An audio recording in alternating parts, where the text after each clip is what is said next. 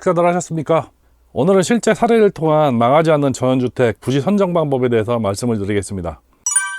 은퇴 후 전원생활에 대한 꿈은 많이들 갖고 계시죠. 또한 시골 생활에 동경이 있으신 분들이 인생의 마지막은 이제 전원주택에서 보내시려고 많이 준비들을 하시죠. 자연 환경에 어울리게 집도 짓고요. 그리고 잔디밭도 가꾸고 텃밭도 만들고 다들 원하시는 부분일 텐데요. 뭐 정원에서 커피도 한잔 하고, 그리고 손주들 오면은 이렇게 텃밭에서 채소도 가꾸고 해서 채소도 따고 뭐 과일도 키우고 뭐 이런 꿈 다 있으시죠. 그런데 이런 전원주택을 짓는데 참 쉽지를 않아요. 일각에서는 인생을 다시 사는 것 같다, 그럴 정도로 어렵다, 집 짓는 게 쉽지 않다, 이런 이야기를 하시는 분도 많고요. 그리고 실제 전원주택을 짓고서 입주를 했다가 다시 실패를 하시고 도시로 복귀하시는 분들도 많고요.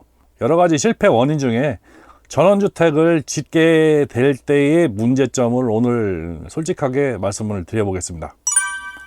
먼저 전원주택 신축 과정을 보면요, 이제 전원생활을 준비를 하시겠죠. 뭐 직장을 퇴직한다든가 아니면 이제 직장을 정리를 하시고 시골에 이제 오기 위해서 여러 가지 도시생활 정리하시고 부지를 보러 다니시죠. 부지를 이제 여러 해 보러 다니시고 여기저기 이제 많이 보러 다니시죠. 그리고 이제 부지 선정이 돼서 부지를 이제 구입을 하게 되면은 건축 설계 사무실에 이제 설계를 맡기고, 그리고 시공사를 선정해서 집을 이제 짓게 되는 거죠. 통상 이제 착공계를 접수를 하실 때는 건축 설계사나 시공사에서 전부 이제 일괄 처리를 해줍니다. 구청이나 면사무소 주택과에 이제 착공계를 접수를 하시고요. 그리고 뭐 토목, 기초, 골조, 벽체, 지붕, 창호, 배관, 배선, 그리고 상하수도, 그리고 지붕공사, 그리고 인테리어 공사, 내외장 공사를 해야 되겠죠. 그리고 이제 완공을 하게 되면은 주택과 건축과 상하수도과를 이제 거쳐서 주거검사를 접수를 하게 되면 이제 사용 승인이 나죠. 이제 준공검사가 완공이 되면은 본인들이 이제 들어가서 청소를 하시고 이사를 하시고 입주를 하면은 꿈에 그리던 전원주택 생활이 시작이 되는 겁니다. 자, 전원주택 부지를 매입하는 문제를 오늘 중점적으로 다룰 건데요. 부지를 이제 어떻게 마련을 할 것인가, 그리고 여러분들은 부지를 매입할 때 어떤 거를 주안점을 두고 보시나요? 뭐 가격도 있을 테고요. 내가 예산한 가격에 맞는 부지를 선택하는 것도 중요한 얘기고요. 그리고 지목 여러 가지 있죠. 뭐 논이냐 밭이냐 산이냐, 이것도 영향을 많이 끼칩니다. 그리고 이제 전경이나 경치를 많이 원하시는 분들도 있고요. 또한 이웃이나 도심과의 거리, 특히 이제 나이가 있으신 분들은 이제 병원에 좀 자주 갈 일이 있기 때문에 병원이 가까운 곳, 그런 곳이 이제 좋은 부지가 되겠죠. 그리고 이제 할인점, 가정에서 이제 요리를 하거나 아니면 생활을 하기 위한 가까운 할인점이 있는 것도 또 한 가지 부지 매입에 영향을 끼치는 요소가 될 수도 있고요. 쇼핑몰 이런 것도 영향을 끼치는 요소가 될 수가 있습니다. 또 심리적 거리감에 대한 것도 상당히 크거든요. 왜 그러냐면 나의 생활 본거지와 가까운 곳, 그리고 자주 왕래할 수 있는 곳, 그 친인척들이 자주 왕래할 수 있는 것, 그리고 이웃과의 교류가 원만한 곳, 이런 심리적 거리감도 부지 선택에 상당한 영향을 끼치는 요소 중에 하나입니다. 자, 그러면 토지 매입에 반드시 확인할 사항이 뭐가 있는지 한번 좀 알아보겠습니다. 가격, 투자 목적인가 아니면 평생 살 곳인가에 대한 생각도 정리를 해야 될 필요가 있겠죠. 왜냐하면 투자 목적이라 그러면 어느 정도 살다가 땅의 가치나 아니 집의 가치가 올라가면은 팔고 나올 것이냐, 아니면 평생 거기서 눌러 살 것이냐, 이런 것도 좀 생각을 할 필요가 있고요. 지목 형태도 상당히 중요합니다. 뭐 아까 말씀드렸다시피 논이냐 아니면은 밭이냐 아니면 임야냐, 뭐 이런 종류가 28종이 있는데 이것도 다 영향을 끼치는 것 중에 하나고요. 그리고 이제 지역별로 보면 도시지역, 관리지역, 농림지역, 자연환경 보전지역 이런 식으로 구분이 되는데, 이게 집을 짓는 데 상당한 영향력이 있는 부분이기 때문에 반드시 살펴봐야 될 문제고요.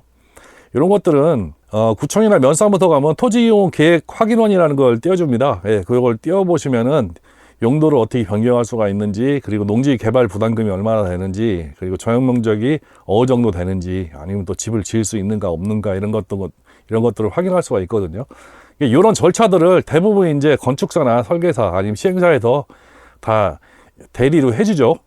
그래서 나는 별로 신경 쓸 게 없다라고 생각을 많이 하시는데 신경을 좀 쓰셔야 됩니다. 그리고 이제 이렇게 다 모든 게 결정이 되면은 계약을 하시고 점검 처리를 하시고 명의 변경을 하면 이제 전원주택을 지을 수가 있는 거죠. 그리고 이제 바로 이제 공사에 들어가게 되는데요. 건축 전에 반드시 확인할 사항이 있습니다. 첫 번째 이제 진입로 문제인데요. 오늘은 요 진입로 문제하고 상하수도 문제를 이제 주로 이제 다뤄 드릴 텐데, 집을 지을 수 있는 진입로인가를 구청이나 면사무소 주택과에 확인을 하시면은 확인을 해줍니다. 이렇게 확인이 되면 바로 착공계를 접수를 할 수가 있거든요. 근데 또 한 가지 이제 고려해야 될 사항이 뭐냐면은 공사 차량 진입에 문제가 없는가도 확인을 하셔야 됩니다. 뭐 동네 가운데를 거쳐서 공사 차량이 왔다 갔다 하는 경우에는 동네에서 민원이 들어올 수가 있죠. 이럴 경우에 정말 골치 아픈 경우가 생깁니다. 공사 차량이 쉽게 드나들 수 없는 레미콘 차량이라든가 아니면 이제 공사 자재를 실은 대형 트럭이 진입로에 진입을 못할 경우에, 이럴 경우는 상당히 곤란하죠. 중간에 갖다 물건 떼어놓고서 중간에다 주워 실어서 날르는 것도 일입니다.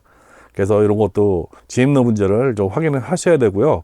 또 한 가지, 겨울에 얼지 않는가. 한겨울에 다른 데는 다 눈이 녹았는데 눈이 녹지 않는 곳이 있습니다. 이런 경우는 겨울에 빙판길이겠죠.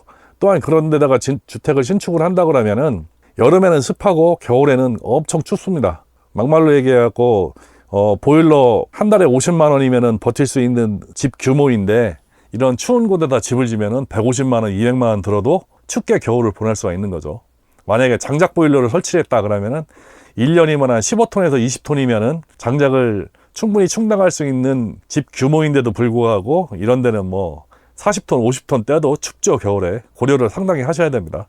또 한 가지 이제 상하수도 문제인데요. 상수도를 설치가 가능한 곳인가? 왜?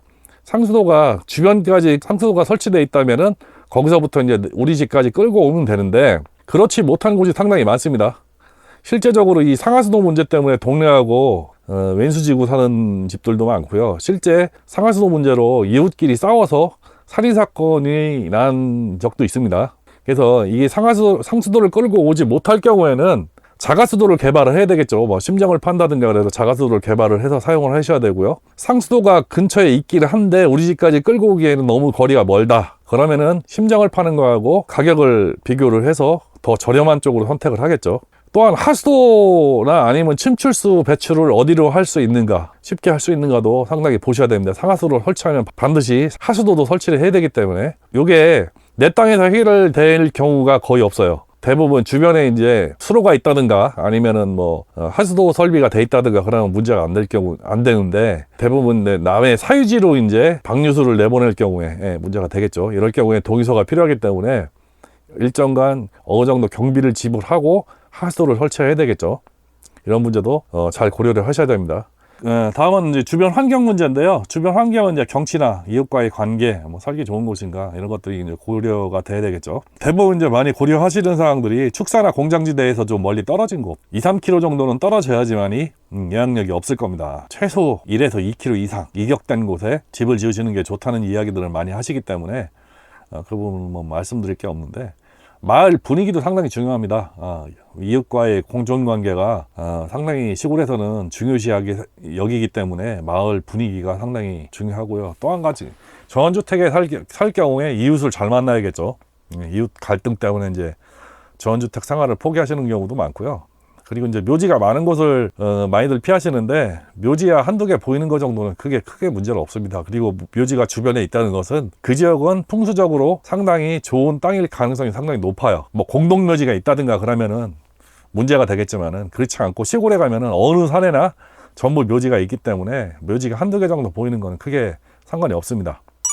자, 오늘은 이제 주로 보아야 될 사항인데요. 실증적인 예입니다. 보이지 않는 맹지, 지적도상으로 대충 볼 때에는 맹지가 분명히 아닌 곳인데 맹지인 곳이 상당히 많이 존재해요. 실제 이 땅 같은 경우에는 지금 파란 선으로 지금 구획을 제가 그렸는데, 요게 한 436평 정도 되거든요. 건축은 자연녹지라서 87평, 건폐율 한 20% 정도 나오기 때문에 87평 정도 건축이 가능합니다. 지목상 여기는 논이었고요. 지적도상 뭐 진입로는 이상이 없어요. 그리고 건축사나 시공사에서도 그렇게 진입로에 문제가 없다고 생각을 해서 착공계를 이상 없이 접수를 하고 주택 이제 착공을 시작을 했죠. 그리고 착공하고서 이제 마감 공사까지 완료가 된 상태인데, 이 상태에서 이제 상하수도를 설치하면서 이제 민원이 들어온 거예요. 왜 그러냐면은 길 가운데를 절개를 하고서 상하수도를 설치를 했는데, 문제가 뭐냐면 이 길이 사유지였던 거예요. 육안상으로는 그냥 길이었는데 지적도를 떼어보고 측량을 해보니까 사유지 가운데다가 상하수도를 무단 설치한 거죠. 이 공무원한테는 이제 절개 공사를 할 때 사전 승낙을 받았다, 서류는 나중에 주마, 이렇게 거짓말을 하고 도로를 절개를 했죠. 이건 공무원도 인정한 사항이고, 땅 주인이 직접적으로 이제 민원을 제기하니까 지금 준공검사가 안 난 상태입니다. 8개월째 입주를 못 하고 있어요. 건축은 다 끝났는데. 이런 사태가 왜 발생했느냐? 하얗게 돼 있는 곳이 진입로죠. 진입로가 있는데 왜 이게 맹지일까? 착공계가 나왔는데 왜 건축허가가 안 나올까? 이 문제가 이제 의문이 들 수밖에 없죠. 구청에서는 통상적으로 진입로만 있으면은 웬만하면은 착공계를 다 받아줍니다. 그냥 위성사진으로 확인을 하고요. 그 위성사진을 보는 거는 다음이나 네이버에 나오는 위성사진하고 거의 비슷한 위성사진을 보고 그냥 착공계는 받아줘요. 왜? 나중에 진입로가 없을 경우에 땅 주인하고 협의해서 진입로 사용 허가를 받으면은 준공검사를 할 수 있기 때문에 건축사에서 대부분 이런 내 착공계를 내면은 구청이나 면사무소는 100% 받아줍니다. 근데 건축사나 이런 데서 먼저 이게 진입로가 올바른 진입로인지를 측량을 하거나 아니면 지적도를 확인하거나 그러면은 확인이 되는데 대부분 확인 안 해요. 유관상으로 착공계가 나올 수 있는 부분이기 때문에 건축사에서 이임을 받은 시행사, 그러니까 집을 짓는 입장에서도 도면이 있으면은 그냥 도면대로 그냥 착공을 하고 집을 짓습니다. 그렇기 때문에 사전에 이게 걸러지지가 않아요. 이 도로는 왜 맹지일까를 확인해 보시면은 위에 그림 보시면은 그 산하고 도로하고 접한 면을 보시면은 대부분 도로가 산 쪽으로 이렇게 다 물고 들어와 있죠. 아래 지도에도 마찬가지로 산이 물려 있고요. 실제 이 도로는요, 사유지를 통과하는 사설도로예요. 왜 그러냐면 여기 농사를 짓고 그 위쪽에 사는 사람이 이 땅의 주인이기 때문에 그냥 사설도로를 낸 거예요. 그리고 이제 이 아스팔트를 깔을 때는 산 소유주의 허락을 득해서 마을에서 공동으로 농사를 짓기 위해서 만든 도로입니다. 오래전에. 그렇기 때문에 이 도로는 거의 사유지에 있는 도로나 마찬가지인 도로예요. 그리고 실제적으로 중간에 지적도상에도 중간에 도로가 끊겨 있어요. 그런다면은 그 중간에 도로에 있는 전원주택 단지는 그럼 어떻게 들어왔을까? 라는 의문이 또 들죠. 도로가 양쪽으로 있죠. 빨간 선하고 밑에 파란 선하고. 전원주택이 들어올 때는 3m 도로를 4m 도로로 아스팔트 포장하는 조건으로 들어왔어요. 그리고 상하수도를 증설하고 산 주인과 합의 후에 공사를 했습니다. 확장 공사를 해주는 조건으로. 충분히 산 주인도 도로가 넓어지면은 땅의 가치가 높아지기 때문에 당연히 합의 안 할 이유가 없죠. 기타 공장이나 나머지 전원주택은 빨간 선으로 되어 있는 배후도로를 이용했어요. 위에 있는 순환도로가 있죠. 순환도로를 점검하기 위한 배후도로가 건설이 되어 있는데 그 배후도로에 진입로를 전부 냈고요. 그쪽으로 상하수도를 전부 뺐습니다. 그리고 일부에서는 도로 진입로하고 산하고 물린 곳에는 진입로를 확장 공사를 하기 위해서 산 주인한테 임대료를 1년에 얼마씩 납부를 하고 있어요. 이렇게 해서 전부 집들이 들어온 거거든요. 그런데 이 파란색 땅 주인은 이 산 주인하고도 협의가 없는 상태에서 상하수도도 설치하고 진입로를 사용하는 경우가 되는 거죠. 미리 체크를 해봤어야 되는데 체크를 못한 거죠. 그래서 이 땅 주인이 어떻게 해결할 수 있는가? 방법은 그 위쪽에 보시면은 분홍색으로 표시된 땅이 있죠. 그 땅을 평당 150만 원짜리밖에 안 되는 땅을 12평을 1억에 매입을 했습니다. 진입로를 새로 뚫기 위해서. 그리고 하단 녹색으로 표시된 쪽으로 상하수도 공사를 했는데 이거는 사유지를 통과하는 상하수도이기 때문에 무조건 철거해야 돼요. 그리고 저 빨간 쪽 화살표 있는 곳으로 다시 상하수도를 깔아야 됩니다. 이게 누구의 부담이냐면 결국 입주자 부담이에요. 진입로도 새로 1억 주고 매입을 했죠. 이런 상황이 벌어지면 전원주택 짓는데 입주비에 상당히 부담이 되는 거예요. 또한 이 처음에 공사를 좀 무리하게 했어요. 공기가 좀 급했는지는 몰라도. 그래서 이 녹색 도로를 이용하는데 전원주택의 민원으로 인해서 전원주택에다가 마을 발전기금을 또 얼마 냈죠. 근데도 계속 민원이 들어오니까 결국은 저 빨간 화살표 있는 곳으로 공사 진입로를 다시 뚫었어요. 사용료를 얼마 내고. 그리고 저렇게 이제 무리하게 공사를 진행하면서 무리한 공사는 동네 인심 다 잃은 거죠. 나중에 들어와서 살더라도 문제가 되는 거죠. 그래서 꼭 확인하셔야 될 사항이 있는데요. 보이는 길이라고 다 믿지 마십시오. 시골길은 그냥 다니는 사람 마음대로 만들어진 도로가 많습니다. 처음에는 사람이 걸어 다니는 길에서 우마차가 다닐 수 있는 길에서 경운기가 다닐 수 있는 길에서 차가 다닌 길로 발전한 도로들이 되게 많아요. 그러다 보니까 몇십 년, 몇백 년 그렇게 사용하다 보니까 동네 사람끼리는 네 땅 내 땅이 없어요. 그냥 길이니까 다니는 거예요, 그냥. 근데 차후에 입주하시는 분은 동네 사람이 아니잖아요. 반드시 갈등이 생깁니다. 그때는 이제 네 땅 내 땅이 생기죠. 입주하는 데 있어서 관습도로기 때문에 그 도로를 다닐 수 있다고 주장을 해도 주인이 소유권 주장을 하면 이길 방법이 없어요. 실제적으로 관습도로인데도 불구하고 땅 소유권을 주장해서 재판까지는 안 갔는데 결국은 거기를 도로를 이용하는 사람들이 공동으로 그 땅을 구매한 사례도 최근에 저희 집 주변에는 많습니다. 관습도로라고 그래갖고 무조건 다닐 수 있는 게 아닙니다. 그리고 상하수도 갈등 문제도 상당히 많죠. 아무래도 도시에서 들어오시는 분들은 시골에 사시는 분들보다 물 사용량이 상당히 많아요.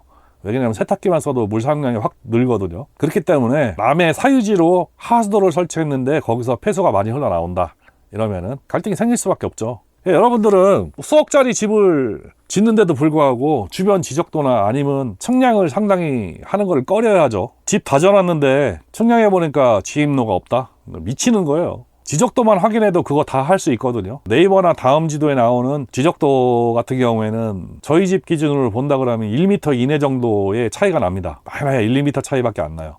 대충 지적도를 확인해 보면은, 주소지를 확인해 보면요, 대부분 실제 도로와 지적도상의 도로의 차이를 알 수가 있어요. 지적도상의 도로와 실제 도로가 차이가 난다고 하면은 나중에 지입로 분쟁이 날 수밖에 없습니다. 사유지가 뭐 문중 소유나 아니면 집안 공동 소유일 경우에는 시간이 많이 걸려 해결하는데, 협의를 하고 다 합의 도장을 받아야 되기 때문에 시간을 많이 허비할 수밖에 없어요. 1, 2년 훌떡 갑니다. 변호사한테 맡긴다든가 이럴 경우에도 상당한 비용이 들어갑니다. 대부분 이제 집을 질 때 난 집 질 줄 모르니까 건축사한테 설계 맡기고 시행사한테 공사 맡기고 믿으면은 100% 망합니다. 왜? 건축사나 시행사들은, 건축사는 도면 그려서 얼마 받고 허가 받는데 얼마 받는 게 중요하지, 이 사람 집이 이런 상황에 이르렀는지 아니면은 뭐 지임도가 똑바로 돼 있는지 뭐 말과의 뭐 협의가 됐는지 관심 없어요. 시행사도 마찬가지예요.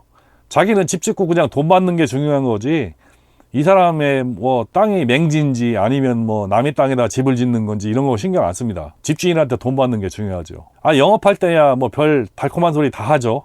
걱정하지 마시라고. 우리가 많이 해봐서 안다고 이러면서 공사를 하긴 하는데, 이렇게 사단이 나면은 다들 나라 몰라라고 자빠지는 경우가 상당히 많아요. 결국은 집주인이 해결해야 돼요. 그리고 추가 비용은 계속 들어가고. 그래서 건축사나 시행사에 모든 걸 맡기고 믿으면은 결국은 망합니다. 자, 오늘의 결론은 잘 알아보고 하자. 정말 집 짓는 게 종합예술이라고 쉬운 일이 아닙니다. 집 배관 하나, 전기선 하나 까는 것도 쉽지 않고요. 설계 도면 만드는 것도 쉽지 않고, 집을 짓고 나면 후회하고 이런 사례들이 많기 때문에 정말 철저히 계산하고 철저히 계획하고 하지 않으면은 무조건 망한다고 보시면 돼요. 또 시골집에 들어오시면은 도시에서 볼 수 없는 것들이 상당히 많아요. 막말로 벌레도 많고요. 집 안으로 뱀이 들어올 수도 있고요. 파리목이 엄청 많습니다. 남자들이야 그냥 참고 견딜 수 있는데요, 사모님들이 대부분 파리모기, 벌레, 그리고 산짐승 뭐 이런 거에 놀래서 이사 나가자고 해서 이사 나가시는 분들도 상당히 많아요. 그렇기 때문에 잘 알아보고 잘 계획하고 시행할 때도 많이 관여하셔서 내가 원하는 방향으로 꼭 집을 지으시기 바랍니다. 오늘은 전원주택을 지어도 망하지 않는 방법에 대해서 말씀을 드렸습니다. 감사합니다.